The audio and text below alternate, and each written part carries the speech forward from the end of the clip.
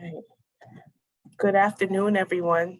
Thank you so much for your patience, and we apologize for the delay. We just wanted to make sure that all our presenters and interpreters were here to ensure that you had access to all the great things that we're going to be doing today. So welcome to the Department of the DEI's February Town Hall. As we talked about in January, we are going to continue our discussion, part 2 of Confronting Racial Covenants. As always, please be mindful that this meeting is being recorded, and so it will be available for you to access later on our YouTube format. I'm losing my train of thought right now, so I am so sorry. Ebony, over to you. It happens. All right. Welcome. Yep, it happens, and we're multitasking over here, trying to let folks in the waiting room. Those who have joined us, welcome. Thank you for joining. As Cheryl has said, we were just trying to make sure that we had our ASL interpreters on in the room so that everyone can have access to all the good information that we're going to be sharing. This is going to be a continuation from our January's town hall. So we will pick up from where we left off and dive a little deeper into the conversation. Coleman, can you go to the next slide for us, please?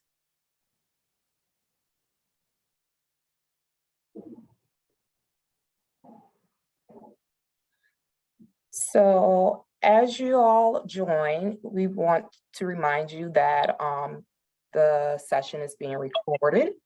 Please keep your microphone muted. Your cameras can remain off, or you can keep them on. That's your choice. Any questions for the facilitators, they may be sent directly via chat, or if you want public comments, they can be put in the large chat. If you require ASL interpretation in the event of a breakout room, just send myself or one of the facilitators a message so that we can make sure that we have an ASL interpreter in your room. Next slide, please. So on the agenda for today, we have our DEI reminders. Just keep in mind, this month is Black History Month. I'm pretty sure you all have received some of our inclusion notices, our nuggets, our announcements that come out from our office. I know we sent out a reminder that we have a display over at the county office building with Cerebral Kingdom. They have some awesome books over on display at the county office building. So if you haven't already, take some time out to go and just take a look at the exhibit, and hopefully you'll make your way over to Cerebral Kingdom to purchase some books and, you know, just educate yourself around Black history. Also, just a friendly reminder, with our culture committee, we are up and running.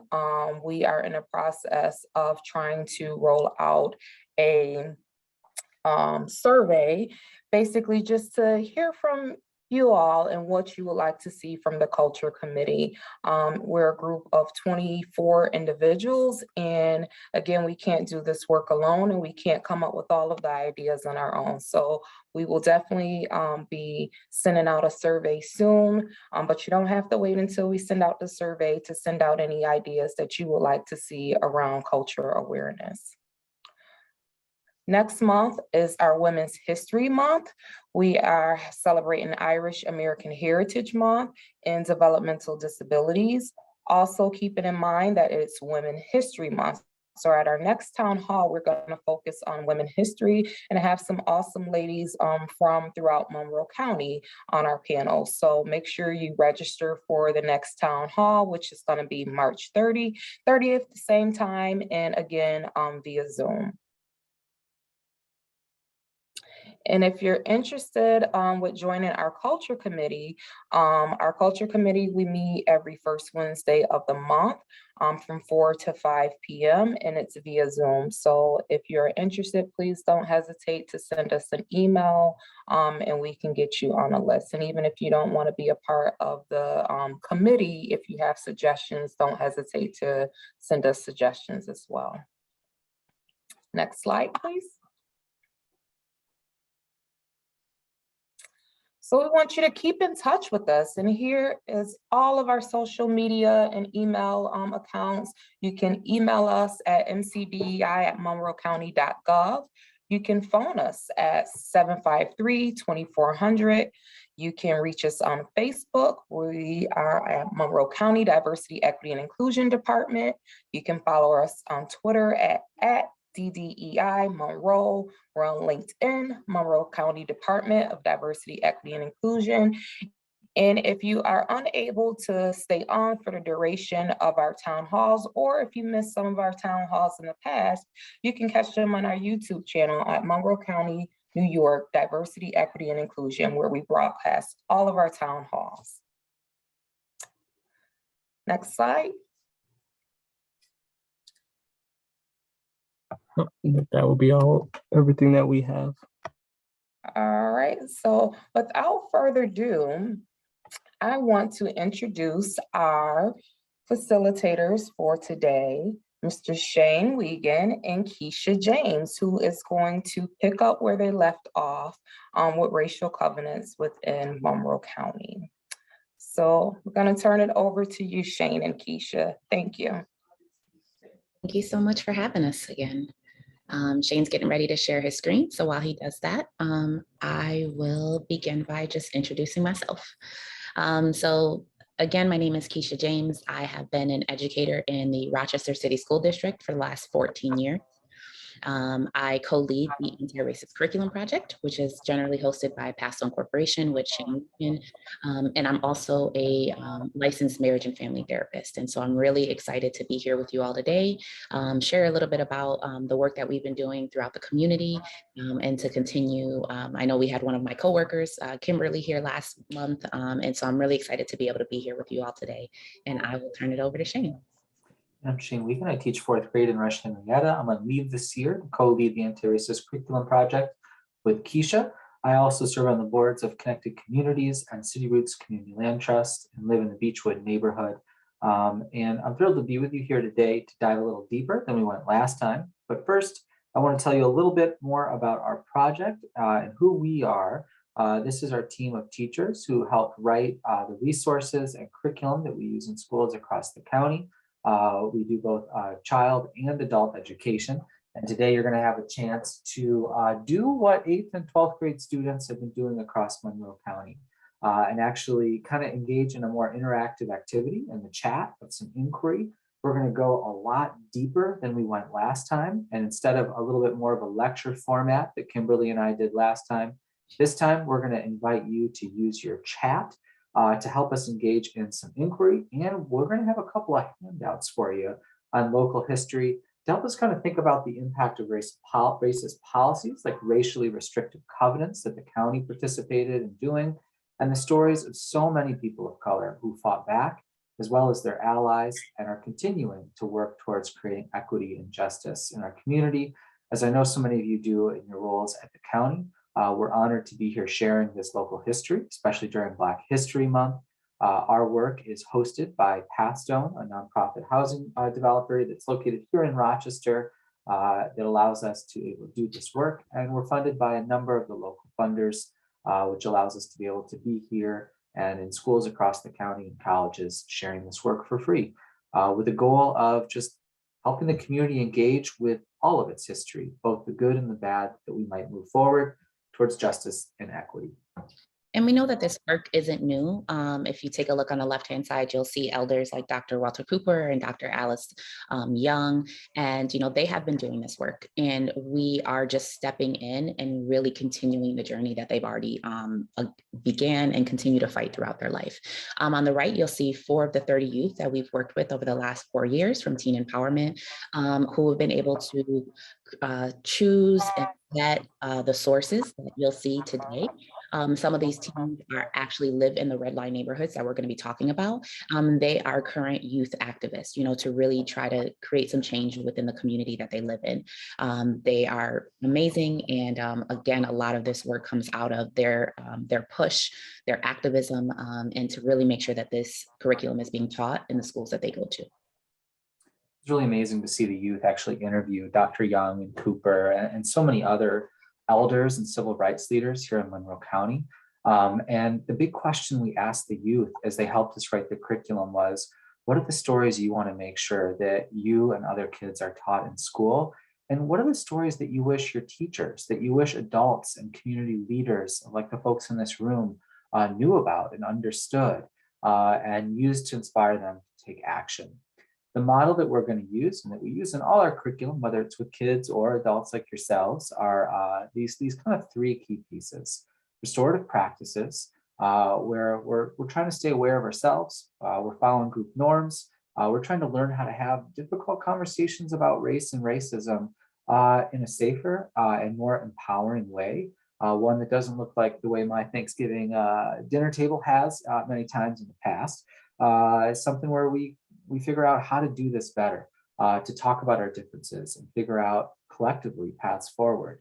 And to do that through inquiry. We're going to invite you to notice and wonder today. We're going to invite you to think about the reliability of sources, the context, the main idea, the missing people that maybe are there. And then we're going to invite you to draw your own conclusions about some of the history that we explore today in a little more depth than last time, about what it means to you, what it means to this community.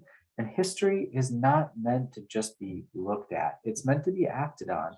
And it's our invitation that as you draw your conclusions and are inspired by the actions of activists in the past and present, we consider what it looks like to participate in continuing to work towards equity. And we'll show you some examples of what kids have been doing and what adults in our community have been doing after engaging in some of this history. So a little bit more about our inquiry units. As you can see on the right-hand side, we have units for 4th grade, which focuses on redlining and resistance in Rochester. Our 5th grade unit is focused on Latinx or Latino civil rights in Rochester, really centering around the stories of bilingual education and urban renewal. Our 4th and 7th grade curriculum focuses on enslavement in New York State and across New York State. I know when I was a student in RCSD, I was taught that, enslavement was mainly a Southern thing, and we were quote unquote better up here. And so what you'll see in our 4th and 7th grade curriculum is local examples of folks who were enslaved in New York State and really highlighting their stories and showing the agency of folks who consistently resisted and fought back. Our 8th grade unit, which we'll experience a little bit of today, focuses on redlining and resistance in Rochester, again, centering on those local stories and local sources.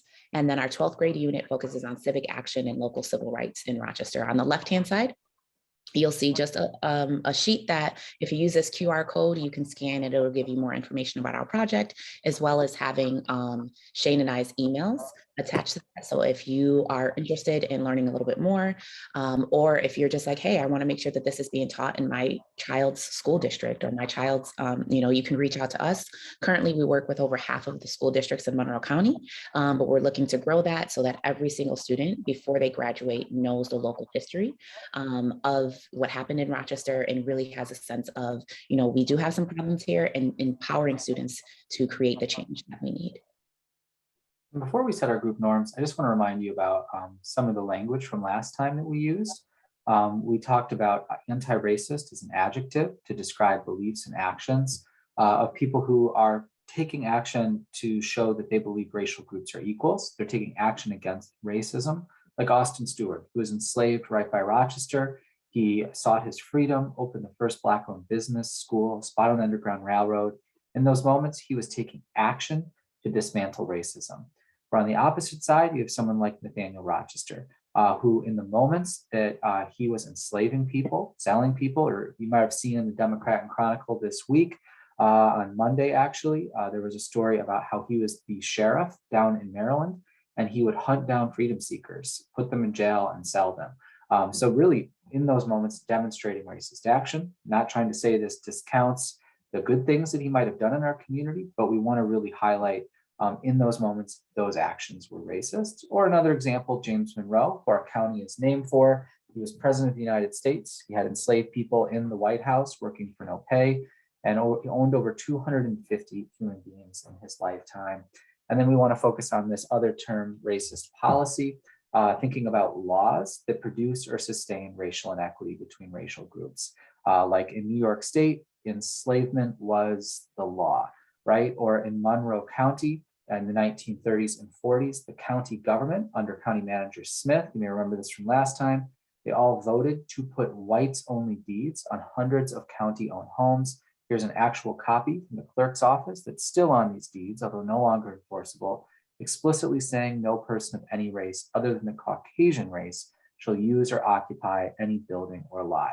This wasn't just one bad apple, this was an actual law and policy here in Monroe County. All right. So before we jump in and have you start to participate through some of this learning and this inquiry, we want to just set some group norms so that we all can have a foundation of a safe yet challenging conversation. And so Shane and I have come up with some group norms, and then we're going to invite you in the chat to add anything, or if there's something that you're like, that doesn't work, we can take that away. And so I'll just read what we have so far. So first thing we have is speak your truth, be respectful, stay engaged, expect to experience some discomfort. We're going to be talking about race and racism today. Be aware of your intent and owning your impact. Accept and expect non-closure. We're not going to solve anything today. You're probably going to leave with more questions than you started with. Maintain a learner stance and remain open. Ask questions if you're not sure. Feel free to, again, you can send Shane and I a private message in the chat. We can answer it out loud, or we can just answer it via chat if you feel more comfortable with that. And then we just want to know if there's anything else that you all need in order to feel safe and challenged in our conversation today. Ooh. And that says, listen for understanding. I love that. Again, feel free to add that in the chat.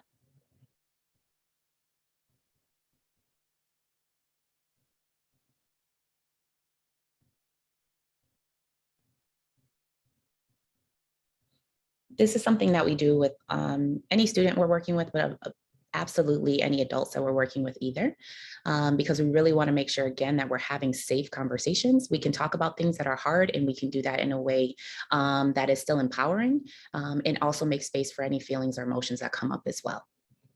So if there is nothing else to add, we're just going to ask that you write "I agree" in the chat, just to say that we're all going to adhere to these group norms as we have these discussions today and as we go throughout this learning.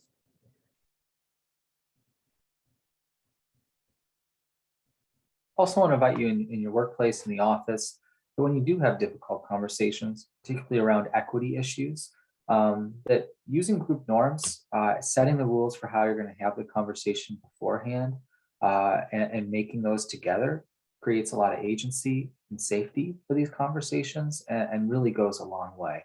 It felt a little goofy for me and my colleagues, fourth grade teachers, to do this. But we started doing it with each other, not just with our kids. And we do it on our team. And it's made just a huge difference in having these conversations in better ways. And being able to, when someone crosses the line, to be like, hey, I want to remind you of the group norms. Could you try that a different way? It really makes a big difference. Absolutely. And I just want to point out this quote that we have from James Baldwin. It says, "Not everything that is faced can be changed, but nothing can be changed until it is faced." And one of the things that make him come up for folks today is this term of cognitive dissonance. We're going to start to show you some information about Rochester that might be new, and it might create a lot of uncomfortable feelings for you today. And so cognitive dissonance is that really uncomfortable feeling that happens when new information that comes in that contradicts what we know and believe to be true. And especially if that information that's coming in contradicts what we know and believe to be true about ourselves, about our values, our morals, or what we believed was, right and fair with the world. And so I just want to just point that out to you all today, that that's probably going to be that uncomfortable feeling is going to come up. And what happens is when you start to feel that, your brain kicks into action and does immediately kicks into action and does what it's designed to do, which is protect. I'm just going to mute you. I'm getting some feedback. And so your brain kicks in and it does exactly what it's designed to do, which is protect you. So it will respond in one of a few ways. You might want to ignore this new information. You might want to deny the information. You might want to rationalize this information, or you might just want to become defensive about it and it feels like a personal attack. So if we're going throughout our time today and you're having any big feelings or that's coming up for you, I just want to normalize that. It's a very normal response. Just notice it, become curious about it. Don't start to shame yourself or beat yourself up, because then it shuts your brain down and you can't take in new information. So just giving you that heads up. It's probably going to happen today. Make some space for some feelings as they come up. We're in this together, and we are here to support each other and grow together in our space. So the learning target for what we're going to jump into, because now we're going to get ready to have you put your hat on and participate with us. So you'll open up your chat in the next few slides. We're going to have you start to respond to some questions. But the learning target we're going to focus on is I can analyze a map in primary sources to learn how redlining has affected where I live. Last time when Kimberly and I were here, we showed you this map of Monroe County that had the 2010 census data, which looks very similar in 2020. We had the chance to kind of look closely at some of our neighborhoods, draw some conclusions. I know when I look at this with my students, many of them notice that these suburbs are predominantly white, and the city of Rochester, particularly what is often referred to as the Crescent, is predominantly Black and Latinx. And they start to notice barriers like highways, things like the inner loop. They notice even the river separating, this side, South Wedge U of R, from this part of the river. And just making these observations, and we're going to invite you to zoom in a little bit closer on another map that gives some context for this one. But I think it's safe to say that a lot of folks might look at this and consider, I don't know, it feels like segregation continues to be an issue in our community today. Many of my fourth graders, when they look at this, actually think before they see the date that this must be Martin Luther King times or a really long time ago. And I'm like, when are Martin Luther King times? And they're like, 1990. And then I start to feel just ancient. We also have some other problems in our community. We talked about this last time, that our schools in New York are the most segregated. And right here in our area, EdBuild found that when it comes to race and class, the nation's most segregating school district border is that line between Rochester schools and Penfield schools. Again, in all 50 states, that's the most segregating school district border. Brighton's number 6, and West Irondequoit is number 7. No matter the metric, whether it's ELA, test scores, median household income, poverty, child poverty, home ownership, there are significant gaps and huge amounts of racial inequity across our region. If you take a look particularly at home ownership, you'll notice that for the Black and Latinos in our area, 35% of Latinos own their own home, 32% of Black folks own their own home. And you'll see here when it comes to white people, 73% of white people own their own home, more than double what Black and Latinx folks do in our community. We want to invite you to be curious about what might be behind some of that today. So what we're going to have you do is open up your chat. And we want you to do a waterfall, Shane? Yeah, let's do a waterfall. Okay, so we're gonna have you open up your chat and just write down 3 things that you notice about this source. Don't hit enter though. Just type in 3 things. And then when we tell you go, everybody's gonna hit enter at one time. All right, so take a second, look at this source. We're not even gonna tell you what it is. Make some notices, and then we'll tell you when to hit enter. We'll take about a minute.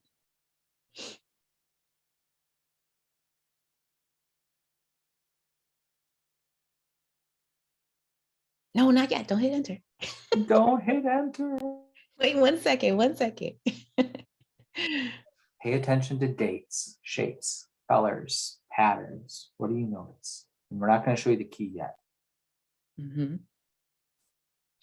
We'll take about 30 more seconds.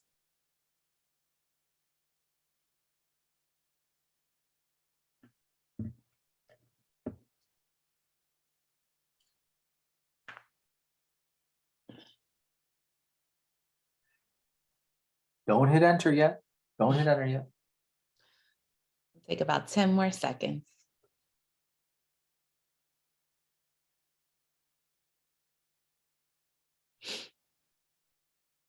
Three, 2, 1, hit enter. All right, so let's take a look in the chat and see what folks have written.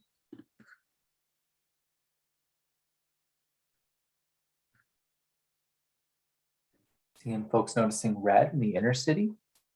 This maybe is a redlining map. Or maybe this map has something to do with access, about jobs. Maybe it's boundaries, about wealth and race. I notice no red ever touches green or blue. Maybe this is about segregation or injustice. I really appreciate Sarah sharing a feeling as well, that feeling of sadness coming up. Looking at this, I think it's really important to share those feelings and want to invite folks to do that. Folks noticing some of the separateness, really clear boundaries between groups or colors, areas. Some shaded areas are very disconnected. A lot of yellow. Mhm. Anyone wondering what these colors mean? Oh, maybe higher crime means red. Maybe the colors have to do with income. Yeah, feel free to throw any questions you have in the chat as well. Any wonders that are coming up. Maybe the colors have to do with race. Tell you at this point, my students are getting real excited. The wiggling in the seat is getting intense. They want to know, what are these colors? What's happening? Does it have to do with education level? Great question. I want to point out this is 1934. This was a map created by something called the National Housing Act. Mhm. Mhm. Huh. Mhm. And this is gentrification or housing inequality. Who created the and why? I love when that question comes up because we're going to talk about that in the next few slides. Wanda noticing not much has changed if we think about that 2010 racial dot map we just looked at on the slide before. This is a good group, Keisha. We're getting a lot of really good thinking going on here. You For took folks who haven't been in high school in a while, you're all killing it. Yes, I love it. Great students. I love it. All right. So let's take a look at the How key. about here? Go ahead. We wanted to highlight the key. Each color stands for something. We're going to get there for who created this map. But first, I wanted you to look at the key. Notice the key is titled Grades of Security Legend. Green is best, blue still desirable, yellow definite declining, red hazardous. This map was created by the National Housing Act in 1934. And the key shows what the colors mean. What do you notice about this now? What questions come up for you or possible inferences? I see Martha with an inference that maybe red has to do with denying mortgages, where those areas are not valuable. What other notices or feeling words come up? I know I see my neighborhood is in red, and someone calling where I live in Beechwood hazardous kind of makes me mad.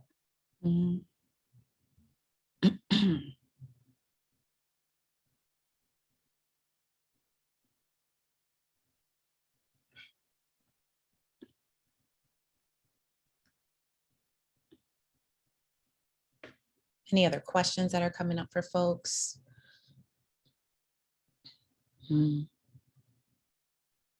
Why, right? Good questions. Mhm.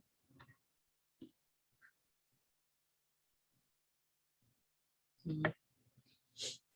Omar bringing up, I think you're referencing a little bit of the Great Migration, minorities living more in rural areas. Originally in the 30s, 40s, 50s, a lot of Black folks migrated from places, particularly like Florida, Sanford, Florida in particular, to pick fruit. And so does Wayne County, Hilton, and weren't allowed to live in those places. So I ended up coming to Rochester to live. We'll talk a little bit more about where they could live in a minute. Wanda's saying, we still have the same feelings when deciding on where to live, connecting that past to the present, or even thinking about how the city is talked about today, versus how it was rated back in 1934.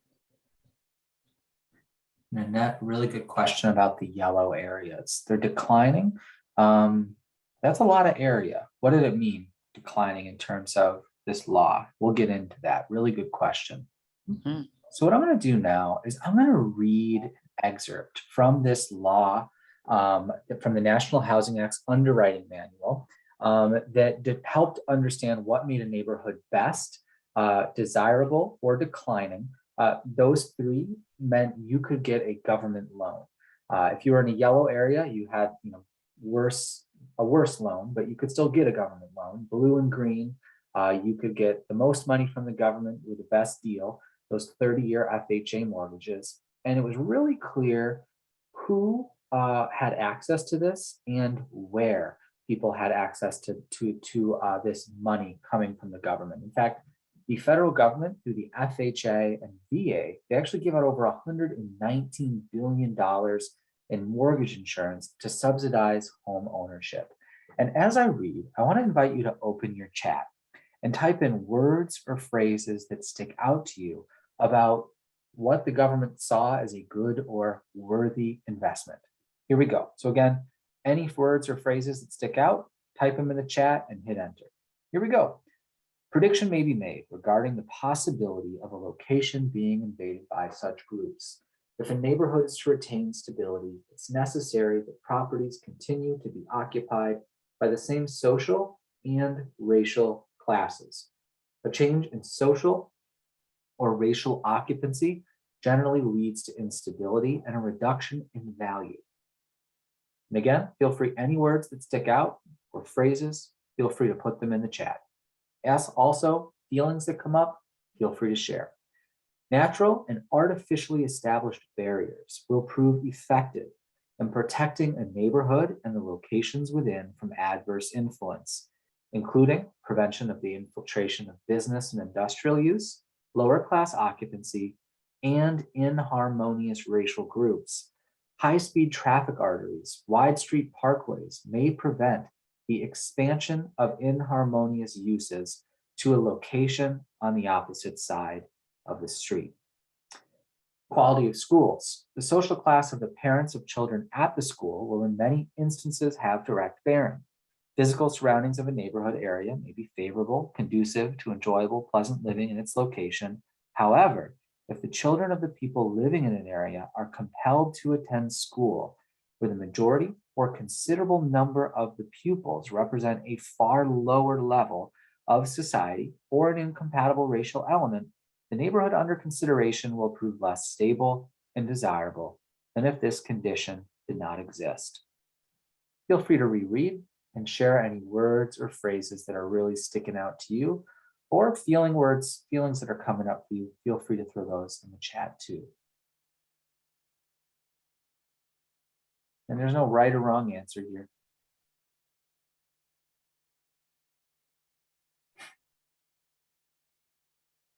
Seeing instability, inharmonious, folks noticing low class, race, purposeful segregation,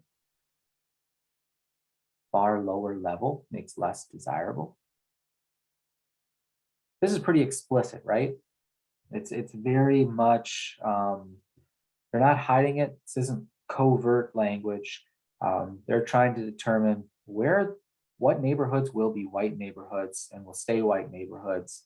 And that whiteness and the class connected to it determines whether or not the government will invest in those places. Here are the authors. What do we notice about the authors? Who are they? And also, who's missing? What do we notice here?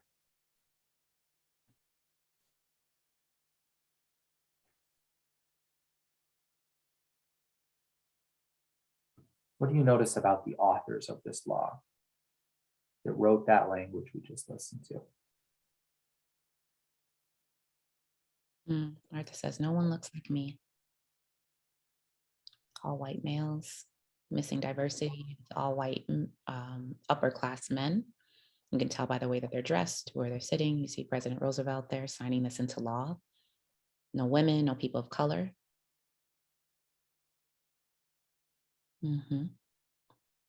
White men with money.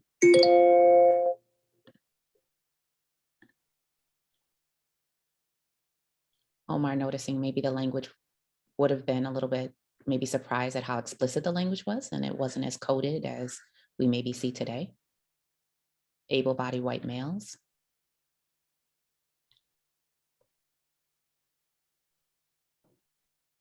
I want to highlight Franklin Roosevelt. Does anyone here know where President Roosevelt is from?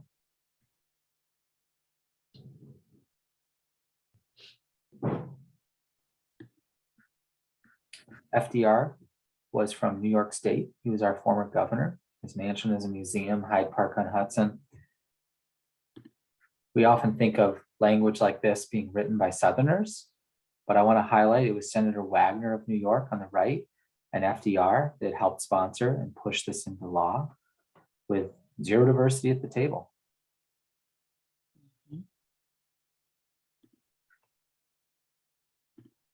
So often we have this sort of myth that racism is a Southern problem, that Rochester had Frederick Douglass. So, New York had those kinds of folks, the Underground Railroad. So we haven't really done anything. We're innocent. But there's more to this story, especially when you look at this kind of a picture. So now what we want you to do is think back to a couple slides ago. We had numbers on that 1934 map. And so what we want to do is compare and contrast a neighborhood that was rated best and a neighborhood that was rated hazardous. One of the things that I just want to point out is these are historical documents on the screen. And so you will see an N-word on the screen. It is not the N-word. However, it is an N-word. And out of respect, we're just going to say Black or African-American when you're referring to that in the chat. Again, just adhering to our group norms of being respectful for everyone. For some folks, that if you are Black and that might be something that is okay for you to use, just for all of us in this mixed space, we're just going to say Black or African-American. So we want you to just open up your chat again, and let's compare and contrast these two different neighborhoods. What made a neighborhood best according to that map? And then in the law, what made a neighborhood hazardous? Oh, that's you, Shane. I was like, man, that's a good one. Workers versus men. I noticed in the Green Line areas, they're called men, but in hazardous areas, just laborers or workers. That real class distinction. Yeah, that dehumanizing language, right? They're not even considered men. Martha, noticing income. I want to point out women are not included. I don't think women could own a home in the United States on their own without inheriting it from a husband until the 60s, early 70s. Now, white collar versus blue collar. Mm-hmm. No nationalities over there in Irondequoit, huh? They're just citizens. Mm-hmm. Yep. No foreign families in the green area. Yeah. Many on relief. Protestants in Irondequoit versus more Catholics potentially in the 7th Ward. Relief was kind of like an early form of welfare at that time, which also only would have been given to white women in particular, whose husbands were not around. Mm-hmm. I want to point out Italian and Hebrew for 7th Ward. That was seen as hazardous to be from one of those backgrounds, as was Black. Remember, this is the 30s. This is a time of eugenics. Remember, at this time, Strong Hospital did not allow Black medical or nursing students. Remember, at this time, George Eastman and Kodak had one Black employee out of 16,000. George Eastman, here in Rochester, he was the biggest funder of the American Eugenics Society. Cornell, Yale, U of R, Harvard, they're all doing research on this like pseudoscience of eugenics and white supremacy. And you can see the impact of it right here in these rating systems, I think is really important. And you can also see how this law and this map gets created, how this language gets put into place as the Homeowners Loan Corporation went through street by street rating these neighborhoods. I also want to emphasize, though, that Italian and Jewish people became white in 1944, according to the federal government with the GI Bill. With the rise of Hitler, our entry into World War II, the law was changed, but not for Black folks who had served in World War II. Mm-hmm.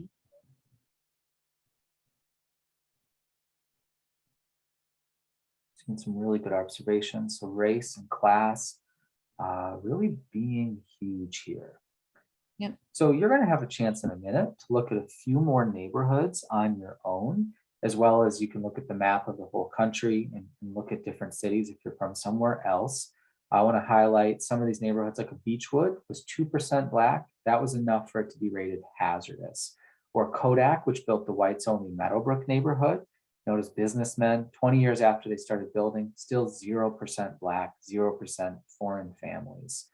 You can see Buffalo here, very similar to Rochester, redlining map. You can look at like a town like Amherst, no Black families. Compare that to the Chester Street area of the city of Buffalo, 95% Black, 5% Italian. Same thing went for Syracuse. Yep. You want to add something there? No, I was just going to jump in for Syracuse. Oh, please. So same thing for Syracuse. You can take a look at, the James Street area versus the Townsend area. So again, James Street, no, only white Anglo-Saxon Protestants, most likely. And then you can see in the Townsend area, it's 30% Black, and it was a mix of Black and Jewish folks as well.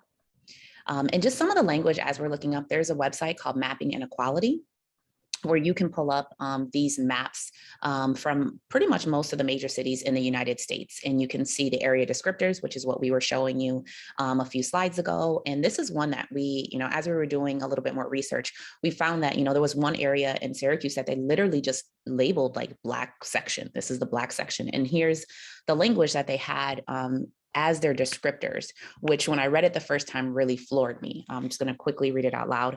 A colored slum section occupied by the lowest type of colored race, flat land, low flat land, no favorable influences, no sale for years, probably the oldest area of the city, dwellings in deplorable state.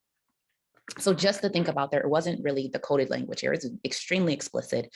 The language that was being put in here and how these areas, were being coded, and again, investing or not being invested in throughout the city of Syracuse. And again, this is true for almost most of the major cities in the United States. And we can throw that link in the chat. So if you have a chance, you can look at those maps on your own. And it's linked to in the handout we're about to give you. And you're going to read a little bit more about redlining. You're going to have a chance to kind of do a second reading of what we just looked at, look a little closer and look through a different lens. But first, a little more about redlining. This comes out of the National Housing Act of 1934, creating these color-coded maps to ensure that neighborhoods be occupied by the same social and racial groups if they're going to receive investment. This was state-sponsored nationwide segregation of housing. Some groups, non-whites, were forced to live in the red shaded areas. Others, white folks, particularly Protestants, especially at the beginning of this law, were given money from the government to live in green areas and suburbs. Richard Rothstein, who wrote The Color of Law, tells us that 35 million families benefited, 98% of whom were white. The government gave out $119 billion in mortgage insurance subsidies to help families like mine purchase and improve homes, build equity, generational wealth for their families. So next, you're each going to take a chance to read through what we just looked at.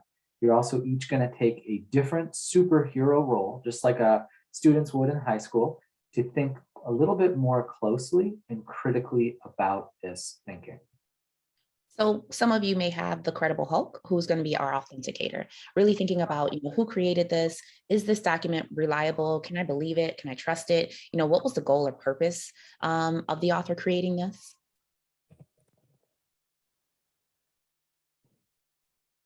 You can go to the next one, Jay. Oh, and the next one is Mr. E, or the impact analyzer. Their job is to think about the type of document, the audience, the goal, the purpose, and most importantly, a question that I often forget to ask, whose perspective or voice is missing? Some of you may have a connector, that main idea master, really connecting and kind of getting the overall sense, we call it the gist of the document. So thinking about what details it connects to, reading it a second time, and really thinking about what larger issues does this connect to. And last is Captain Context, who thinks about where this is situated in time and place. When was it created? Where was it created? And what do you know about the time and place? So here's what we're going to do. Each of you is going to get a link to this handout. I purposely covered up the next handout so that you don't take a look at those yet. But let me share this in the chat. You're going to pick one common source. Each of these is the same except for the questions on the last page. So say you want to think about the impact of missing voices. You'll click on that link, click make a copy. Might take a second. And then we want to invite you to take 5 or 6 minutes to just read through. You'll see this is what we just looked at on the slides. I want you to take a little bit closer look. You can look at the language a little more. You can click at this link right here on page 2, which takes you to the Mapping Inequality website. And you'll have a chance to really zoom in on Rochester. You can click on any neighborhood you could find where you grew up or where maybe you live now. And if you click on it, you can see how it was rated, what percent of the neighborhood was Black or foreign or white, and really zoom in and think about it. I want to invite you to compare a few more neighborhoods that we haven't talked about yet. And then on the very last page, to think critically about your source, take it a little bit deeper, use some of those social studies skills. So again, you're going to pick one of these roles, whatever one kind of appeals to you most, and a little bit we'll share in the chat. But let's just take 5, 6 minutes or so, pick one of these, make a copy, and begin. If you're having trouble opening them, please send me or Keisha a direct message in the chat, and we can send you a version that will be really simple to open. All right, go for it. Don't feel like you have to answer all those questions because we kind of just did that together, but focus on the questions on just that last page. So read through second time and just think about those last few questions on page 4 or 5 of your document. We'll check back in about 5 minutes.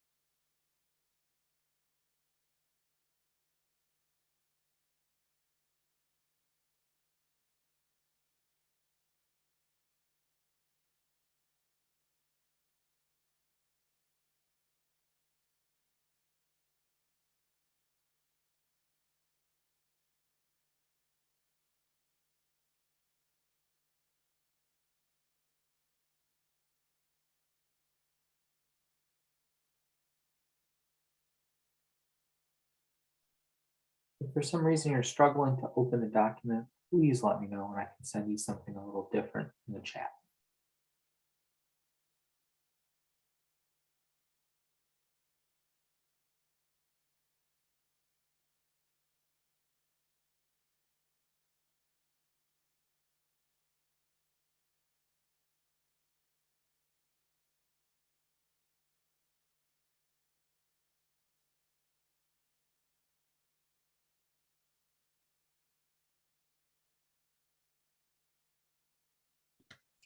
take about 2 more minutes for this part, about 2 more minutes.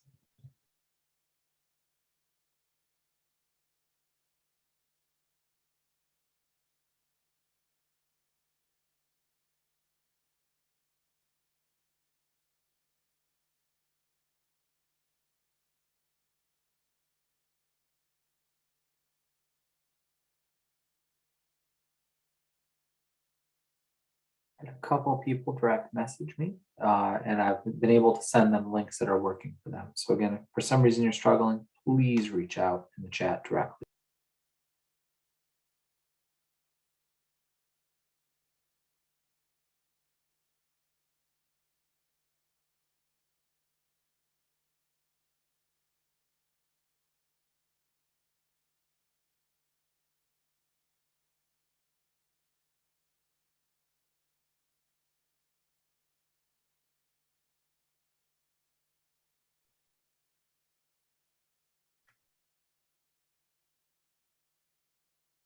We'll take about another minute or so.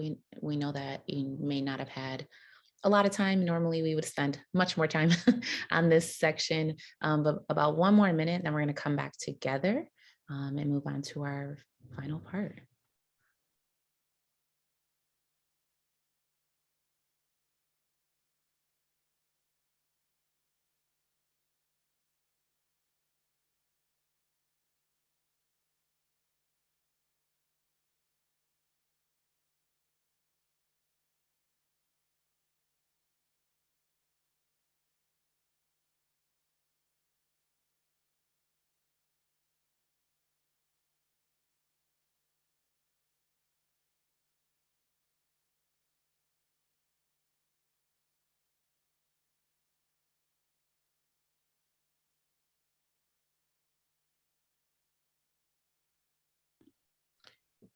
All right, so if you can toggle back to that Zoom screen for us. And again, it's okay if you didn't finish. We don't expect, we're not collecting this, so don't worry about that. This is just for yourself.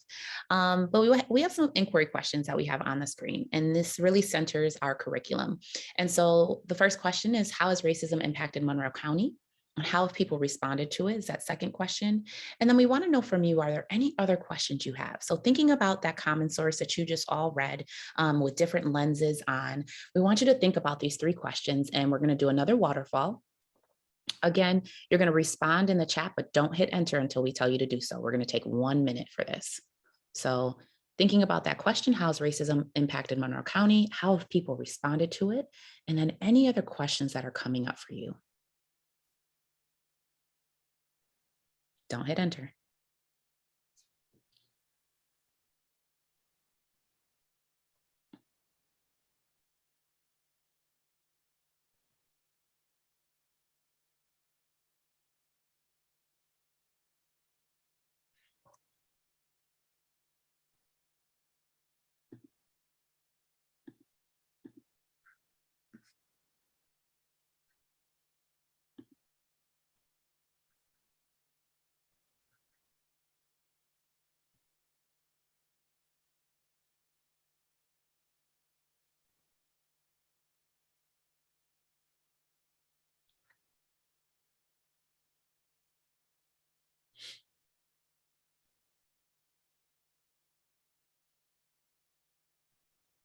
We'll take about 10 more seconds.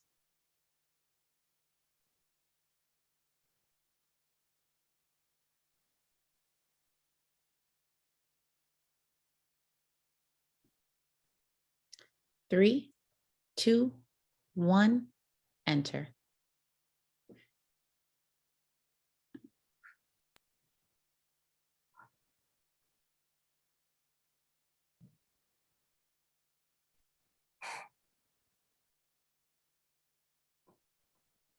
Like Brenda's connection to generational wealth and segregation of housing. Mm-hmm. Yeah, I see that, Jason. Shane and I do these trainings 3 or 4 times a week, and a lot of people don't know. I didn't know a lot of this until I met Shane about 4 years ago. So absolutely, Jason. Someone mentioning this really highlights some of the divide in our communities and the way these policies still impact where people live. and the bias that people have. Someone sharing really a real reason why Rochester would be called Smugtown, and maybe still is. Mm. Ebony sharing these policies are still impacting us today. So what can we do about it? What has been done about this in the past? Keisha and I aren't here to give you answers, but we are here to give you context and stories of people who have resisted, whose strategies may be useful for us as we move forward, whose courage and resilience is part of I think the answer of figuring out what we do as a community as we move forward.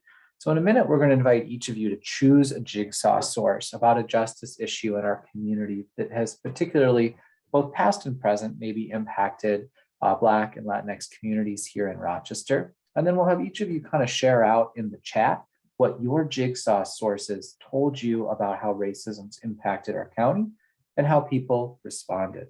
The first source that some of you might choose is to learn more about the first county supervisor of color, Constance Mitchell, elected in 1961. We talked a lot about her last time.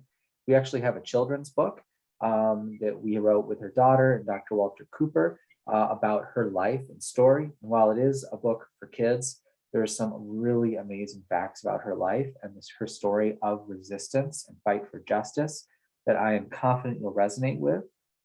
Some of you may choose to read about the Coopers and their fight against housing segregation.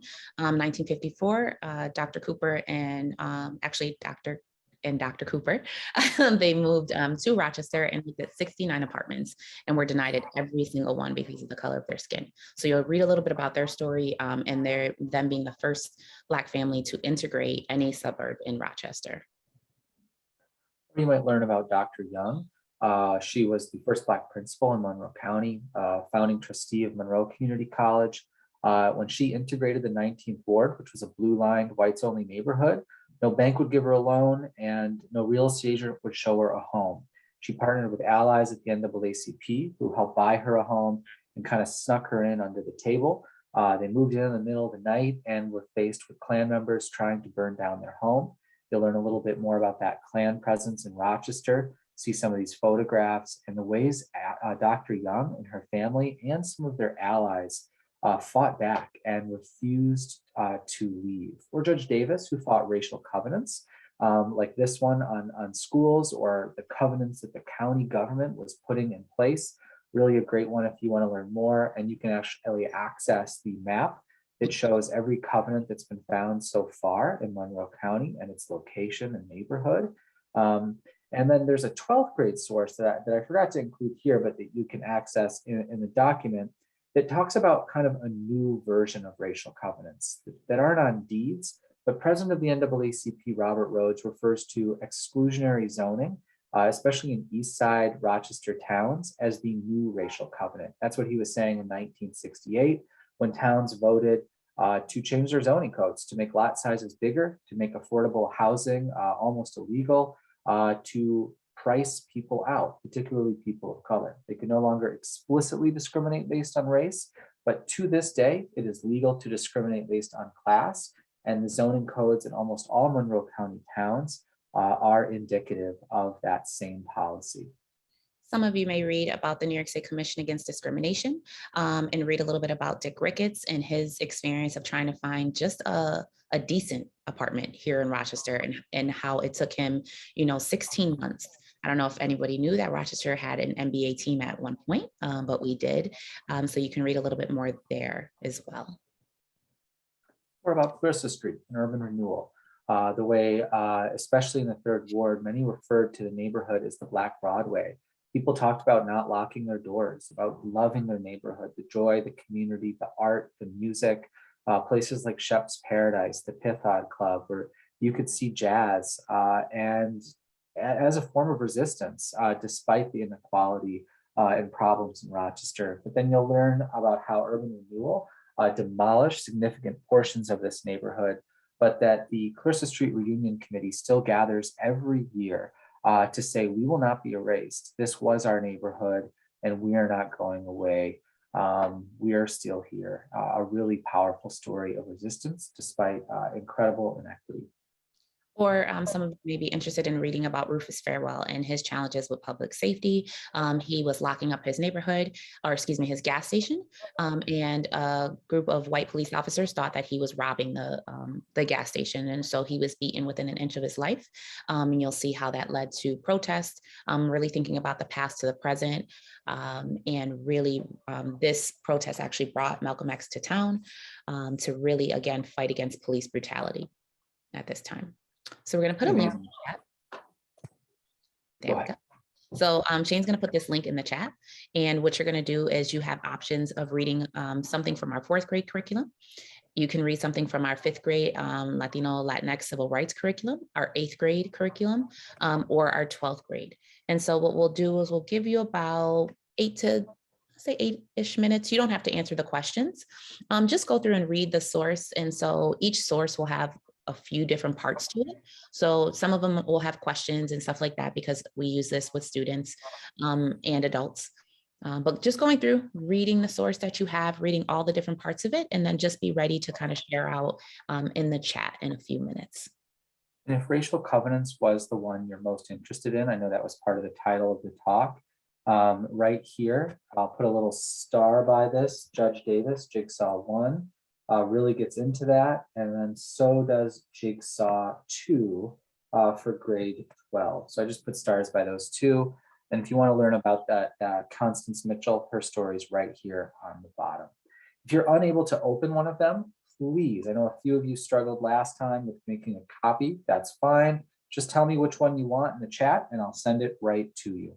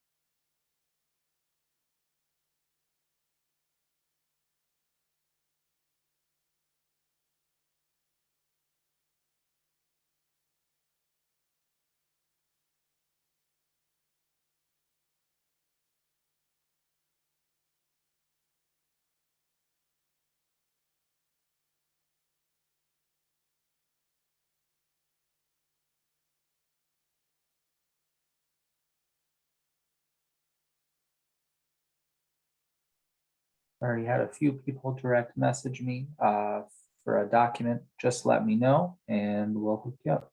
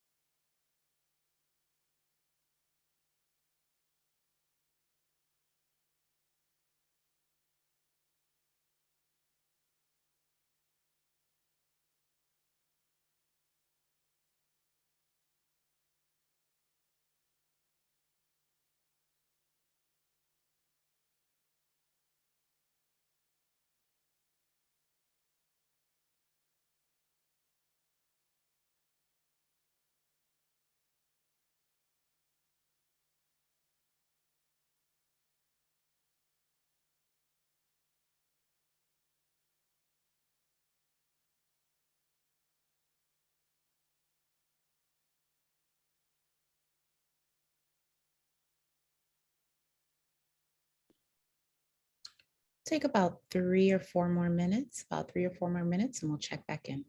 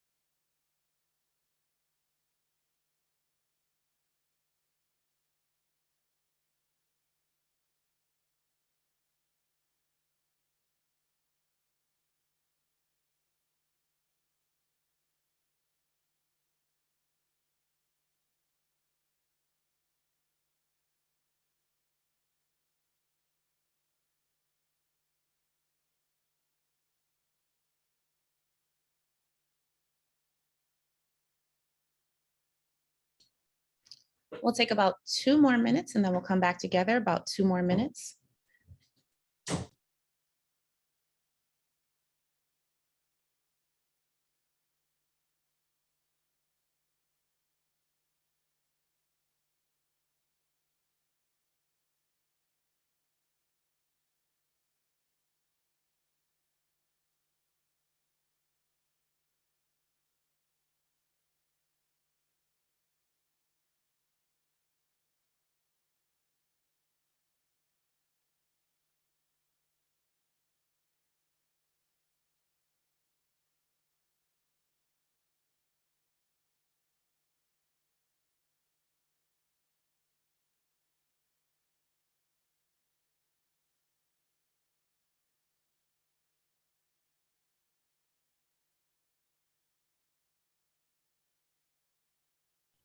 All right, we'll come back together in about 1 more minute.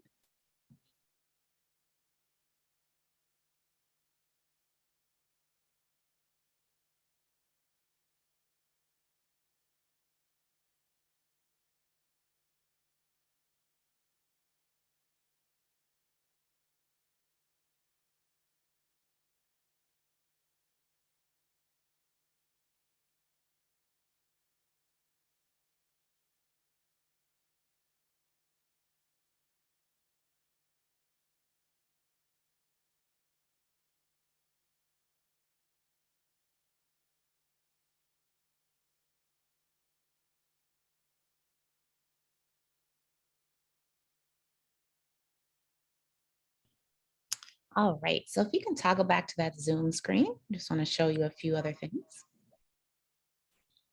We're going to share out in just a second, but I just shared this in the chat. Excuse me, the researchers at Yale Law School and students and friends at Cedar Roots Land Trust helped build this.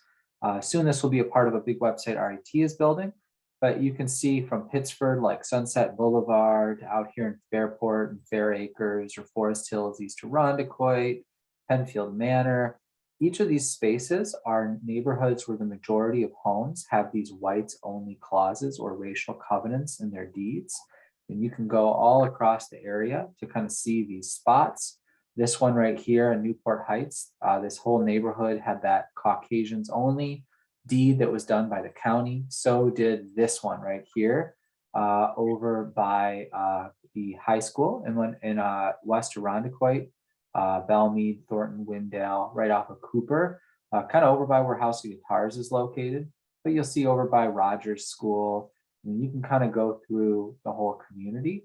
And these are the places where we've found so far these racial covenants are and exist, even all the way out here in Spencerport by Spencerport Park. So you're welcome to kind of explore it. You can also see the locations at the county clerk's office where each of these deeds can be found. Sometimes we've like linked in like an advertisement that will like specifically show the deed.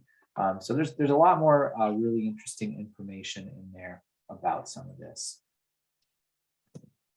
All right, so we want to just open it up and thinking again about these inquiry questions that we've been asking. So based off of whatever jigsaw that you read, thinking about how has racism impacted Monroe County and really how have people responded to it? Specifically thinking about your jigsaw, what did people do in the source that you read? And then if there are any other questions that are coming up, we're just going to have this open. So no waterfall this time. Just go ahead and just respond in the chat and hit enter whenever you're ready.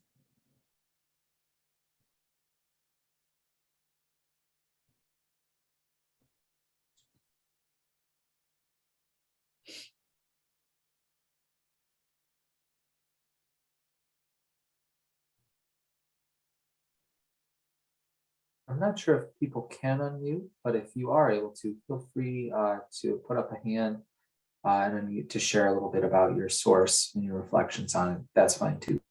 Mm-hmm. Yeah, we're a small group.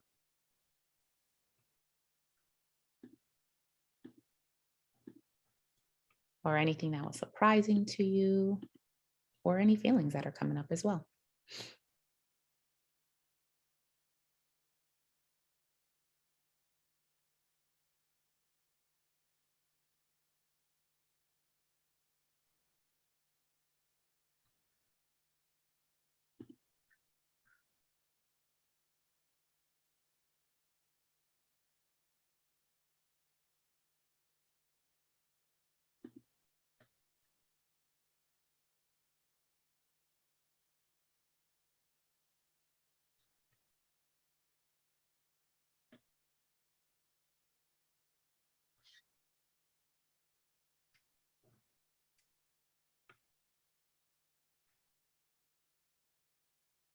So again, whenever you want to hit enter, we're not going to count you down this time. You can just hit enter whenever you're ready. Brenda shared about hers being about housing. In 2019, it had some issues around zoning in Pittsford from 1968, when the NAACP was really fighting the zoning changes in Pittsford that they said would be like new racial covenants. Those activists lost, and then it kind of talks about a similar fight around zoning in Pittsford from just a few years ago about some of the same issues. So some of that past to present. Thanks for sharing that, Brenda. Who else?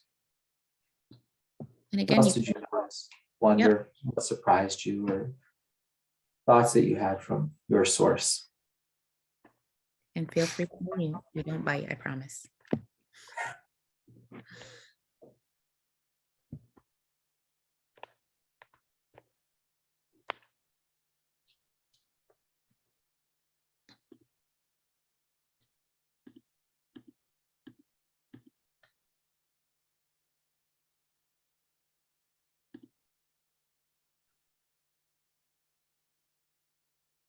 Mm.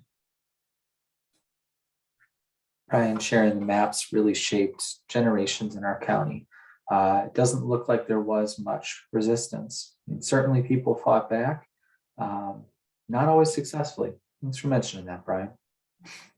Ebony talks about it's sad that a Black NBA player had to search for 16 months before finding a rental property that was suitable for friends to come over. Dr. Cooper actually helped him find his apartment after all that time.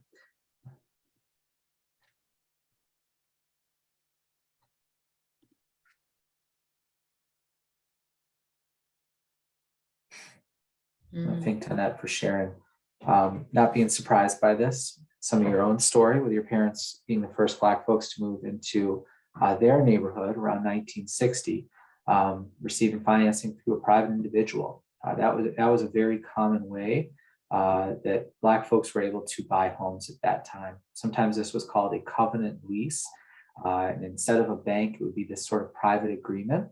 And I don't know, a number of folks got those around the area to buy their homes when banks wouldn't sell. And Danette, I would love to hear more of that story. Mm-hmm. Thanks for sharing that. Martha sharing about hers being about bilingual education at RCSD was only offered starting in the 7th grade. up to 7th grade and don't understand why. Why can't bilingual education be offered in elementary school? Like Nydia Padilla and her sister, who were discriminated against for speaking Spanish and being Puerto Rican and American, and they protested. They took over the superintendent's office, protested at school board meetings, and won the right to K-12 bilingual education.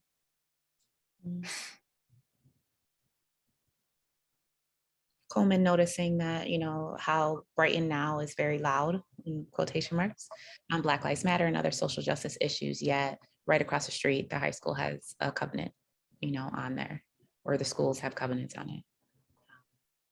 There are literally thousands of homes in Brighton that have those whites only deeds. Brighton and Irondequoit are the 2 towns with the most racial restrictions.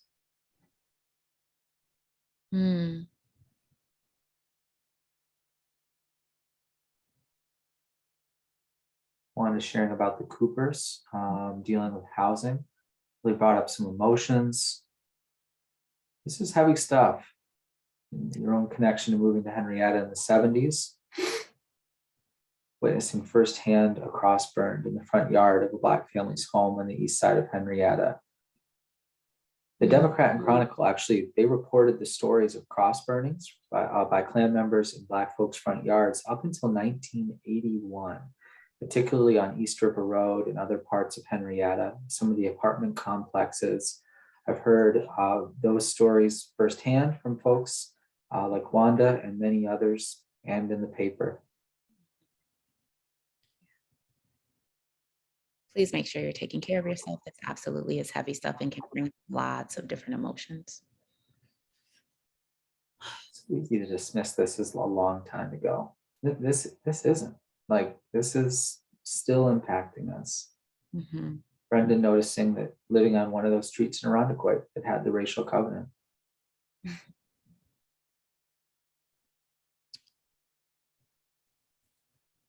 So as folks are, still processing what they read, please feel free to continue to throw that in the chat as well. So the next thing that we're going to have you do is something that we do often called a Kahoot. So you may have, if you have children that are in maybe elementary, middle school, you may have heard them in a Kahoot before. But what we're going to do is we're going to have you pull out your phones. That's going to be the easiest way to do this. And this is anonymous, so please don't put your actual name in here. What you're going to do is you'll see a QR code that's going to pop up. So pull up your camera app on your phone and then put your phone up and scan that QR code. It's going to ask you for a nickname. Please make up a nickname. Do not use your real name. It could be initials. It can be a goofy, funny name, whatever you want to do. And you're going to put in this game pin after you put your nickname in. So it's 342-6231.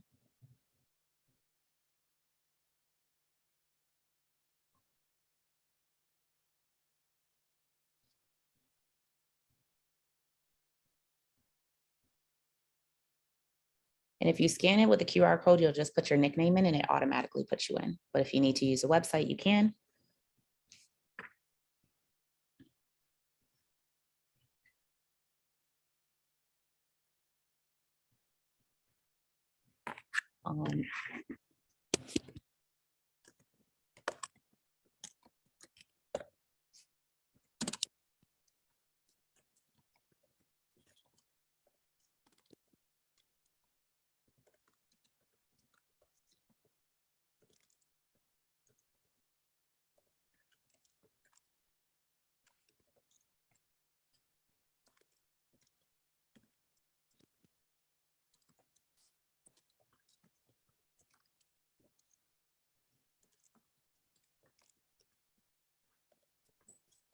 It's also okay if you're not able to log in, you'll be able to answer the questions in your head, and that works just as well. We want to invite you to kind of consider a little bit about how these stories continue to impact us today, not to create any guilt or shame, but instead just to help us be a little bit curious about how our own stories intersect with some of this history and maybe still are. So here we go. And again, if you're not logged in, it's okay to just answer for yourself in your head. All right, so question 1. Did you learn the history of redlining or the local history of civil rights in school? So thinking about, did you learn this information while you were in, this is K-12 education. So red would be yes, blue is no, yellow is not sure, and green is can't remember. So I would hit no because I didn't learn this until I met Shane about 4 or 5 years ago. I didn't learn it growing up either until my students asked me about it. Yeah, and if you, you could throw it in the chat if you want. So most of us did not know or can't remember. One person did. Awesome. I want to go to that school. Yeah. All right. How many Black teachers did you have during elementary and high school? I'll tell you, I had 0, so I'm going to push red. So blue would be 1, yellow is 2 to 4, and green is 5 or more.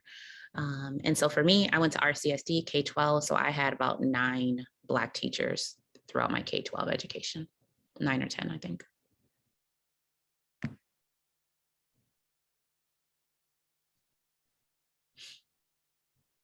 So a few folks had, I think this is the most I've ever seen when we've done this, as far as like 2 to 5 or more. Yeah, me too. Nice. Question 3. As a child, did you regularly see yourself in the books that you read? Red would be yes, blue is no, or 5 is rarely. So I would say rarely. The books that I saw were about enslavement and civil rights. That's where I saw myself growing up. There were like 50 books about white boys that had a dog just like I did.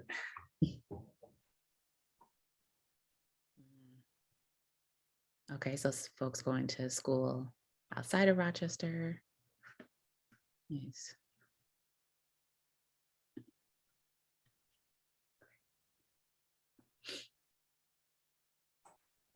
Did your family ever have dinner in the home of a Black family growing up? Keisha, I know that you did, and I imagine Black folks in this space also did. This question is geared a little bit more towards white folks. I realized as an adult, it wasn't until I was like 25 years old that I had dinner in the home of a Black family, or even like went inside a Black family's house. Like growing up in Webster, there was no Black family on my street. Just thinking of how segregation negatively impacts all of us when we live so separated was something that really hit me. Mm-hmm. So most folks have said yes. Mm-hmm. It's fascinating when we do this in like a suburban school district with all white teachers. It's the opposite. Yep. Question 5. Did you ever hear a family member express a racist idea growing up? Red would be yes, blue is no, and yellow is not sure. A lot of different people in my family, so my answer would be yes. My answer was yes too.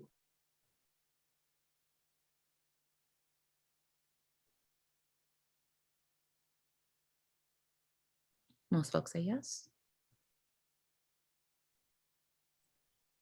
Did your parents or grandparents own a home before 1968? That's when the Fair Housing Act made redlining and covenants illegal. The first time that Black people had the right to buy their own home. Both of my grandparents owned a home in the 1950s. They got FHA loans to be able to do that, so government subsidies, and they could live wherever they wanted.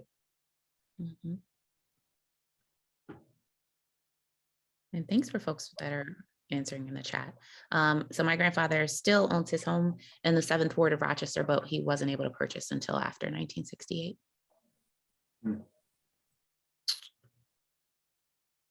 The last question, have you or your family benefited from systemic racism? So thinking about not only having homes that were purchased before 1968, but also having access to jobs or school districts or neighborhoods that other groups of folks did not or could not. So while it's not my fault, it's definitely my story that I have benefited from the generational wealth that redlining helped build for my family. And I've definitely benefited financially and in lots of ways. So we got some folks that say yes and some folks that say no. So to close us up, I know we are at our time. Shane and I can spend a little bit of time, a few more minutes if folks will have some questions. But do you want to mention this really quick? I just want to mention that kids across the county, like these kids here speaking at a town board meeting or demanding different hiring practices in their school district, like these girls here, are taking action. They're seeing themselves in their history and are inspired that, like Dr. Cooper, Judge Davis, Dr. Young, that they can make a difference, that they can look at problems in a systemic way and try to institute policies for equity and for justice. And it's my invitation that just like the Coopers and the Youngs and so many others, and these students today who are continuing this journey, that you'd be a part of that too. I want to invite you to kind of consider, based on what you learned today, what are those next action steps for you? Whether it's in your job at the county, whether it's in your community, your children's school, asking, are they teaching this curriculum? Is this something being put in front of kids, and what needs to happen to make sure that they're learning this? And then as individuals and as a community, how do we move forward towards justice and equity? And again, our emails are linked to that document we shared at the beginning. And I'll share that one last time in the chat.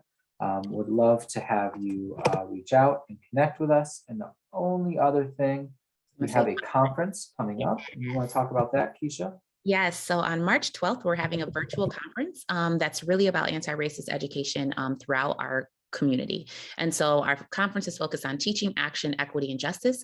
We have Dr. Bettina Love, who is a Rochester native. She went to Edison. She'll be one of our keynote speakers, and Dr. Irby, who works at the University of Chicago.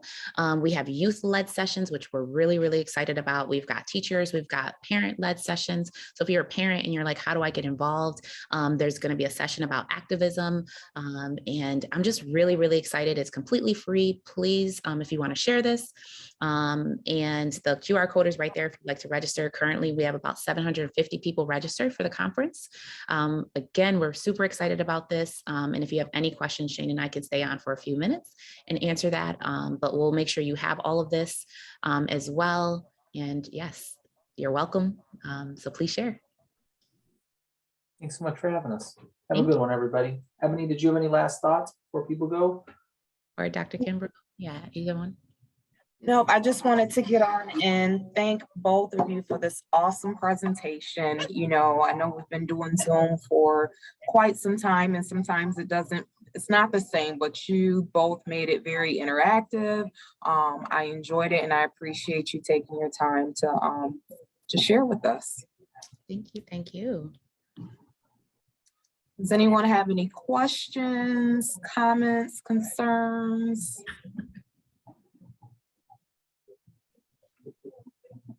Will we be able to access the link from the recording? I don't believe so, but you should be able to. Shane, if you can email it to me and we can attach it in our publication when we send it out. Don't you have the recording?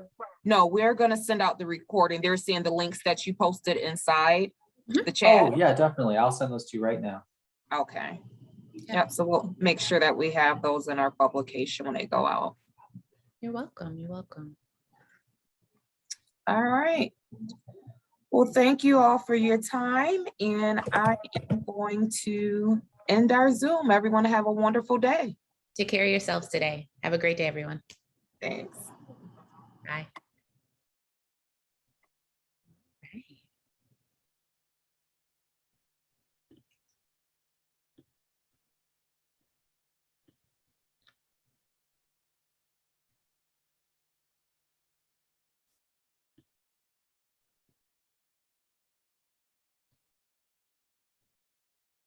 Have a good day, everyone.